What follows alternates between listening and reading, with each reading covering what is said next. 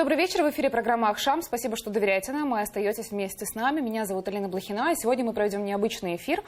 Мы сегодня будем общаться с человеком, который во время пожара в Российской Федерации в Кемерово провел 4-часовой стрим и совершил ряд достаточно интересных, даже провокационных звонков. Это Евгений Вольнов, пранкер. И сейчас, перед началом нашей беседы, давайте напомним нашим зрителям, собственно, содержание этих звонков, кем представлялся Евгений Вольнов, о чем спрашивал. Давайте послушаем.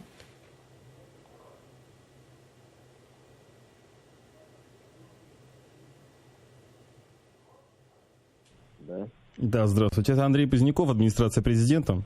Вы меня слышите хорошо? Да. Скажите, пожалуйста, вы общались с журналистами уже на сегодняшний момент? Нет. Замечательно. В таком случае и ни в коем случае с ними не общайтесь. Скорее всего, вам будут поступать звонки. Ни с одним из СМИ общаться нельзя ни в коем случае. Какие у вас последние данные есть на сегодняшний момент? Ничего не знаю. Что по телевизору показали, то и данные. А по телевизору что показали? Ничего, там было 7 погибших, 35 не найденных, 30 пострадавших. Да вы же понимаете, да, что реально погибших уже больше 200? Да, конечно. Просто мы не можем показывать по телевизору реальные цифры, вы же понимаете, это вызовет не самую лучшую реакцию. Я понимаю, конечно. Собственно, это один из фрагментов разговоров Евгения Вольнова. Мы поговорим детальнее о том, кому он звонил, зачем он звонил. С ним самим, он с нами на скайп-связи. Евгений Вольнов, пранкер. Евгений, добрый вечер. Добрый вечер. Рада вас приветствовать. Спасибо большое, что вы согласились сегодня с нами пообщаться. Собственно, ваша персона и ваши действия во время пожара в Российской Федерации в Кемерово очень возбудили информационную среду. Вы звонили в морги, вы звонили и священникам, вы от имени этого майору Позднякова договаривались об откатах, вы звонили, просили, чтобы предоставили 15 детей, которых Владимир Владимирович Путин должен бодро и здоровыми и целыми вывести из зимней вишни. И, конечно, хотелось бы спросить у вас в первую очередь о ваших мотивах. Зачем вы это делали? Во-первых, это весело. Я пранкер, я занимаюсь пранками. Я взял самые сумасшедшие идеи, которые возникли по этому поводу, и их реализовал.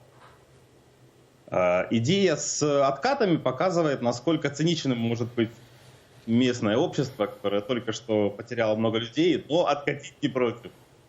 О том, что скрывать реальную информацию, реальное положение дел, это в стиле Кремля, в стиле Москвы. И мы сейчас видим, что этот Востриков, человек, который потерял всю семью и который поддерживал оккупацию Крыма, поменял свое мнение. Он говорит, у меня нет вопросов к администрации, нет вопросов к нашему царю Путину, нет вопросов к Тулееву. Это МЧС виноват, и все. И говорит, майданчики. Главное, говорит, никуда не выходить. Всем же понятно, что происходит. Мне было понятно, что так произойдет с самого начала. Именно поэтому я и решил сразу же закинуть, это как небольшие, это же пророчества, но я имею в виду, что я спрогнозировал, что дальше будет в отдельных этих сферах, ведь если говорить о коррупции, об откатах, Следственный комитет, этот, который на меня возбудился, признал, что чуть ли не самостроем был этот торговый центр. Чтобы кто-то сделал такой, торговый центр, он должен был кому-то откатить. Следовательно, это все мы видим яркий пример того, как пассивность россиян в отношении вопросов, касающихся своего государства, приводит к их же потерям. Вот и все. Прямая связь. Коррупция, смерти. Для того, чтобы привлечь внимание к этому, я и делал эти звонки. В первую очередь. Во вторую очередь, самое интересное, что все звонки, которые я сделал, причем вы сказали, это было на стриме, это не совсем, я сначала сделал много звонков, пачку, а потом еще на стриме я делал, еще один звонок был по поводу откатов за гробы в другой похоронке, они тоже все соглашались с первого раза. Обычно, когда я пытаюсь создать какой-то пранк, реализовать сценарий, который у меня появился, я делаю ряд звонков. Первый раз не получается, второй, может быть, получается не так. А тут с первого раза происходило все, что я себе придумал, включая тех людей, которые пошли убирать цветы и игрушки. игрушки. Почему-то я не вижу сейчас людей, взбудораженных тем, что эти, например, люди пошли убирать эти игрушки точно так же, как убирались цветы с моста Немцова. Почему-то эти вещи, которые происходят, то есть двойные стандарты. Значит, мы можем осквернять место смерти Немцова, да, а место, куда кто-то решил скинуть какой-то, значит, какие-то цветочки и игрушечки, мы не... Ну, в общем, короче говоря, я обнажаю ту суть, которую пытаются скрыть. Но вы знаете, кремлевские медиа очень классно сместили фокус внимания с, значит, самого факта произошедшего на, естественно, меня. Я не против. Пожалуйста. У меня есть возможность говорить, и причем фидбэк, так, 30% людей все прекрасно понимают и совсем согласны. Есть, конечно, заряженный телевизором, но они есть всегда, и с ними ничего не поделать. Я считаю, что у меня получилось, то, что я планировал с самого начала, получилось даже лучше, чем я планировал. Вы сказали, да, действительно, что по роду вашей деятельности пранк это был, я так понимаю, не только с целью, да, там обнажить реалии Российской Федерации с точки зрения какого-то информационного, да, насыщения. Вы получили какую-то информацию, то есть и встречалось ли в вашем опыте до этого вот такие вот парадоксальные абсолютно вещи, которые, к сожалению, связаны со смертями? Одно дело, когда пранк это о чем-то веселом, а тут как бы веселья не наблюдалось. Смотрите, пранк, веселье наблюдалось бы, если бы мы говорили о чем-то веселом и смешном. Но мы говорим о ситуации, когда в торговом центре заживо сгорают или просто умирают толпа людей, а в это время по центральному телевидению рассказывают, какой диктатор крутой. Именно об этом. О том, что на момент, когда я совершал эти звонки, в информационном пространстве, я имею в виду в центральных медиа российских, вообще ничего не было. Ну, было сообщение, потушили. Они написали, что потушили его через час. Хотя оно потом еще горело очень долго, пока все не обрушилось. По поводу получения информации. Во-первых, да, в звонке, например, в морг, руководитель морга слил мне цифру, которую у него уже запросили. Да? То есть это сорт журналистское расследование. Почему-то никто не говорит о том, что у меня из 10 вот этих звонков, которые я сделал, есть один звонок, где я сначала говорю с одноклассником, девочки, которая засветилась во всех этих переписках, возможно, прощаете, да, которая писала из зала, она была не одна. После этого там звонок родственницы человека, кому звонила внучка, то есть она делится впечатлениями о том, как это было. Девочка позвонила своей бабушке из закрытого этого кинозала и говорит, я задыхаюсь. Почему-то об этом никто не говорит, я имею в виду в кремлевских медиа, хотя, как по мне, это важно вообще, вся информация, которую можно добыть, она важна. Поэтому, вот, собственно, частично также это, то есть, когда я общаюсь с людьми, вот происходит ситуация, я пытаюсь пообщаться непосредственно с участниками ситуации, для того, чтобы получить их конкретное живое видение того, что происходит, а не чью-то официальную позицию. Евгений, вы знаете, мне стало интересно, откуда появился этот персонаж Поздняков? Это просто взятая из головы была фамилия, или вы, возможно, вошли в чью-то роль? Когда-то давным-давно я взял это имя просто чисто случайно, рандомно. И с тех пор я его использую. Зачем, собственно, придумать какое-то новое? Очень хорошо работает. Вы Тут были... очень важный еще момент. Да. Один момент. Это не первый раз я звоню и представляюсь администрации какой-то. Чаще... так, собственно, вот я буквально недавно, как только Британия, значит, начала как-то хоть чуть-чуть шевелиться, я звонил от администрации в почтовое отделение и строго-настрого говорил им вскрывать все посылки из Британии. Как только вне Москвы слышат слово «Москва», они готовы стоять по стойке смирно, а всем, кто будет им мешать, говорит, слушай, я с Москвы говорю. У меня есть ряд таких звонков. Вот, поэтому это тоже показывает вот эту вот провинциально-раболепную перед Москвой российскую суть. Вот мне как раз интересно, ожидали ли вы таких ответов? То есть, когда вы звоните священнику и говорите про отпевание там определенного количества... Конечно же! Да? Конечно, то есть вы были уверены в том, что это сработает? Ну, конечно, если честно, мне бы хотелось услышать, вы что, как так можно? Но вы сами слышали их ответы, да? То есть, я понял, что примерно будет то же самое. Вас начали, собственно, обвинять в том, что вы распространяете информацию о недостоверном количестве погибших в Зимней Вишне в Кемерово. Вы сами для себя нашли ответ на вопрос, сколько людей погибло в Зимней Вишне? Во-первых, хочется сказать, что меня обвиняют в распространении заведомо ложных данных люди, которые распространяют данные про пенобетон. Я надеюсь, вы знаете где. А насчет количества, слушайте, лично для меня, мне совершенно все равно, какое количество людей там погибло. Даже если там было 10 человек, и они погибли вследствие того, что этот был самострой, я считаю, что это... Я бы сделал эти звонки, то есть я бы сделал все эти звонки, даже если бы там было 3 человека. Это не имеет никакого значения, само количество.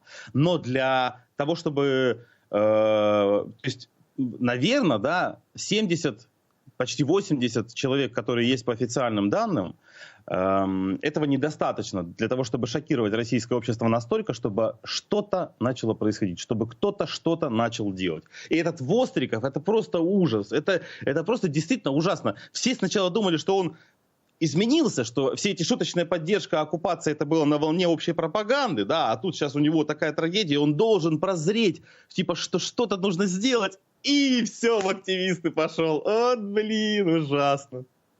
Но переобувается в своих мнениях не только Востриков. Давайте сейчас нашим зрителям тоже напомним, мы возьмем еще один, сейчас услышим фрагмент из ваших пранков, пожалуйста.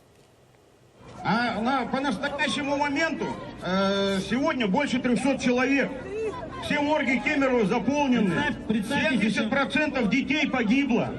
Представьтесь еще раз, кто вы. Я врач линейной бригады скорой помощи.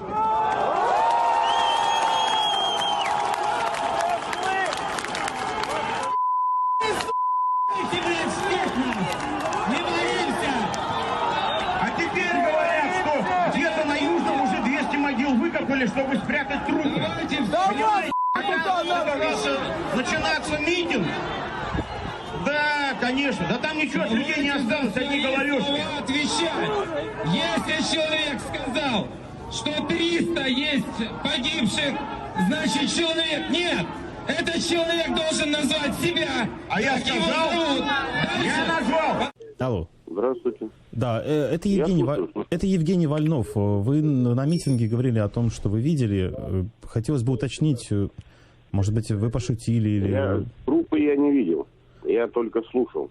Это вы имеете в виду те записи, которые были в соцсетях? Нет. Бригады всегда обмениваются мнениями. И все. На эту тему я больше говорить не хочу.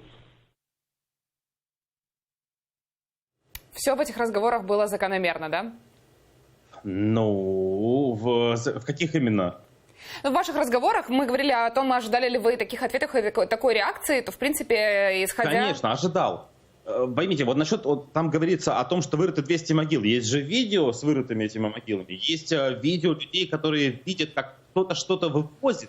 И вы знаете, зная все эти истории про ихтамнетов и про то, что МЧС — это место для зарабатывания бабла, у Навального по этому поводу есть хороший материал, им проще вывести и спрятать трупы, чем попытаться кого-то спасти, а потом объясняться, почему не так облажались. Есть видео с испуганными людьми, которые комментируют то, что происходит, я имею в виду там вывоз тел и так далее. У меня нет оснований не верить этим людям. У меня нет ни единого основания верить официальному Кремлю после всего того, что мы слышали. От зеленых человечков до эйрсофт оружия у украинских ДРГ. С чего я буду верить этим врунам патологическим? И почему, по вашему мнению, все-таки произошел пожар в Зимней Вишне? Собственно, есть информация по этому поводу. Это не первый пожар торгового центра в Кемерово. И предыдущий торговый центр сгорел, потому что система пожаротушения была просто не подключена к воде. Я уверен, что здесь... мы видели здесь работу системы пожаротушения? Нет, она не работала. Или она была неисправна, или она была отключена. Неважно. Важно в том, что это был плохо построенный торговый центр с нарушениями, с отсутствием мониторинга. Я на стриме звонил в общежитие кемеровские. И заставлял, скажем так, уговаривал вахтерш поджигать бумажку и держать ее возле датчика дыма. 2 сработали, пищалка, люди бегают, все хорошо, а 1 не сработало.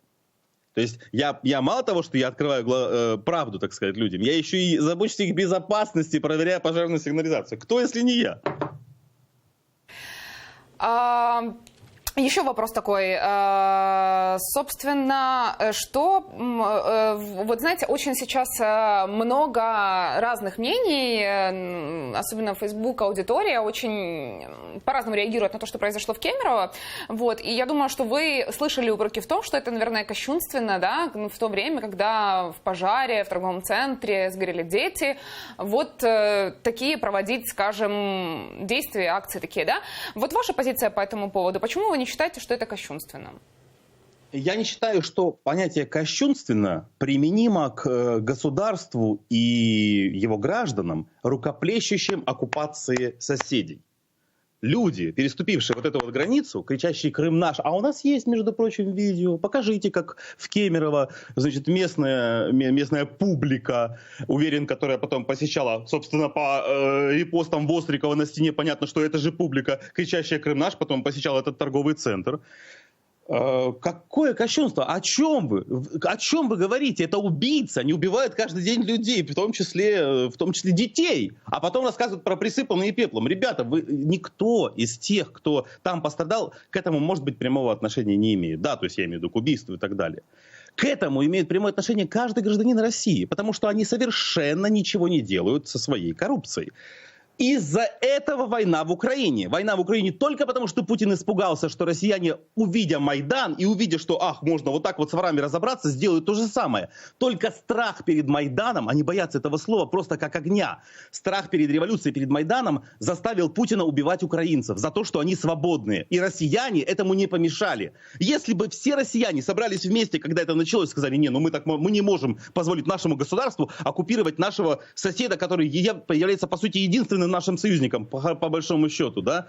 Если бы это произошло, да, сострадание, пожалуйста, молодцы. Но, извините, на войне, ребят, мы на войне. И потери оккупанта в любой форме, в финансовой, в человеческой силе, в технике, в каких-то технологических строениях, это хорошо. Каждая потеря оккупанта – это сохраненная жизнь украинца. Извините, для меня жизнь украинцев приоритетнее.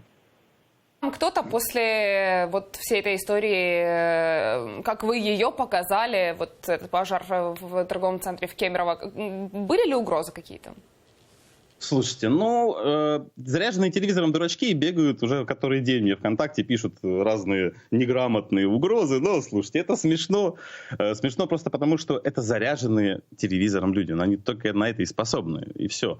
Насчет того, что в принципе эта ситуация получила такую широкую огласку, и теперь меня пытаются сделать чем-то страшным и хорошим. Так правильно, бойтесь. Ось такими бендерівці. Ошибаюсь, 28 марта вы звонили в Следственный комитет Российской Федерации. Расскажите про этот разговор. Да, пытался сдаться, знаете, они говорят, типа, мы возбудились. Хорошо, вы возбуждены, я иду к вам. Прихожу, звоню, говорю, забирайте меня. А они не понимают, за что меня забирать. Я им перечислил все, что я сделал. Они говорят, не понимаешь, о чем забирать. И, кстати, сейчас он застрайкан кремлеботом. Очень много кремлеботов. Просто толпы кремлеботов в комментариях. И страйкают, значит, завалили это видео, видимо, им не нравится. Но я могу еще раз позвонить, мне не тяжело.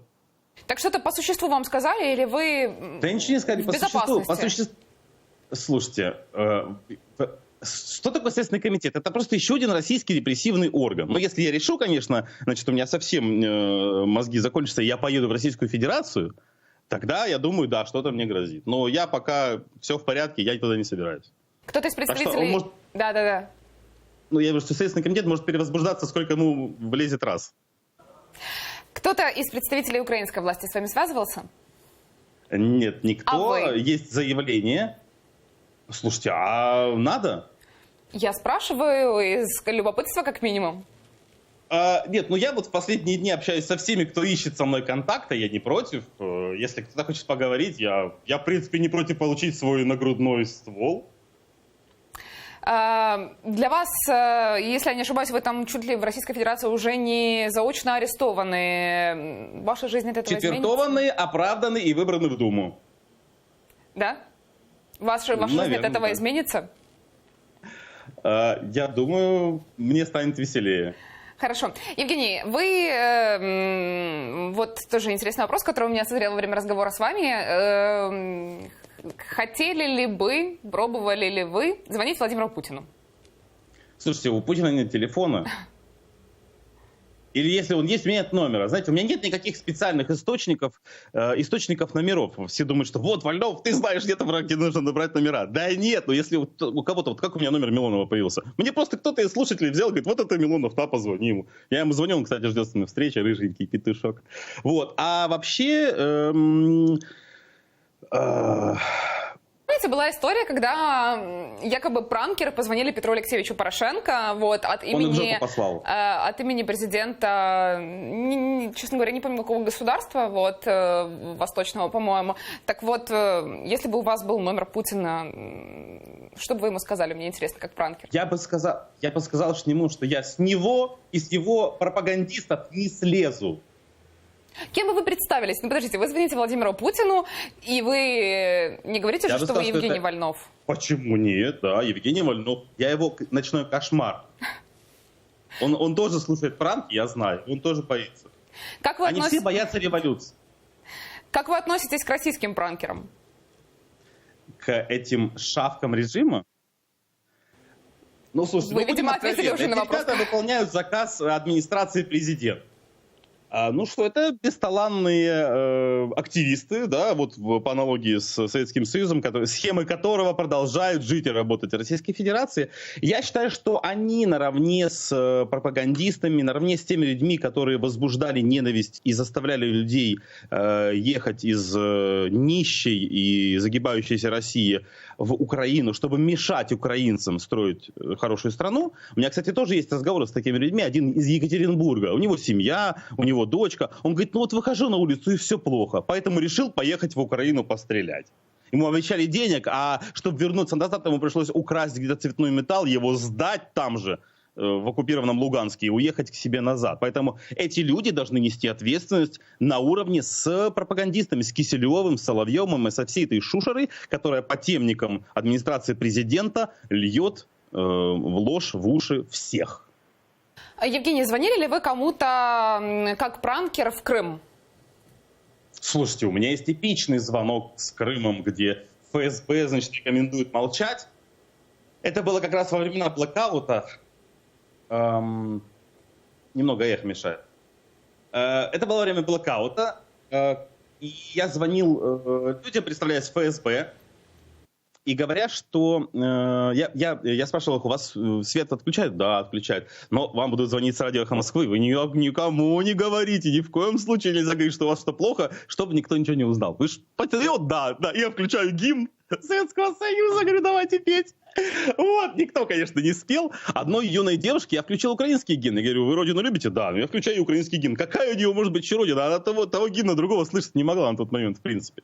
Потом я перезвонил с радио «Эхо Москвы», и ни один, причем это были разные социальные группы, это были мужчины, женщины, это были юные, постарше. Ни один из тех, кому я звонил, не сказал мне правду. Все говорят, да, у нас все хорошо, прекрасная маркиза, что свидетельствует, я пытался показать то, что вот такое мнение человека, который находится в оккупации, оно не может быть взято, как все говорят, как крымчанам нравится быть оккупированными, да? То есть такая же риторика звучит.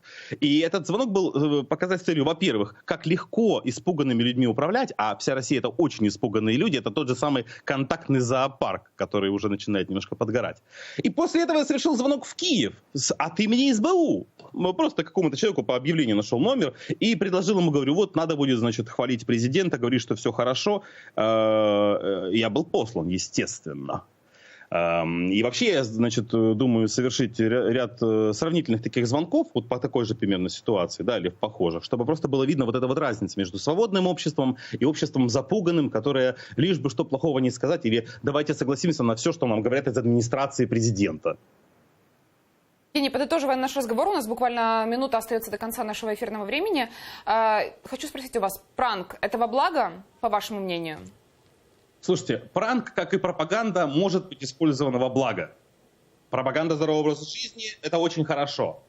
А пропаганда церковская – это ужасно, это деструктивно, это руки по локоть в крови. Я пропагандирую в первую очередь сознательность, сознательный подход ко всему, к морали, к тому, что мы видим, к анализу фактов. Если для этого мне нужно кому-то надавить на больную мозоль, я буду это делать, потому что это работает лучше всего. Троллинг всегда работает очень хорошо для того, чтобы показать человеку, что происходит у него внутри на самом деле, и дать ему возможность увидеть это с немножко другой точки зрения, повернуть чуть-чуть повернуть угол, под которым смотрит человек на ту или иную ситуацию. Поэтому в моем случае, конечно, естественно, во благо. Плюс, очень важно, в моем случае пранк — это не только вот такие шутливые звоночки. Также я делаю на заказ звонки, которые дарят радость. У меня есть шикарные, продуманные сценарии, которые любая девушка, которой я позвоню, будет просто очень сильно рада тому, что я ей скажу от имени молодого человека, который закажет этот звонок. Так вот, здесь один позитив и одна радость, только так сказать, на благо. Евгений, последний вопрос, и прошу вас ответить коротко. Какие планы дальше?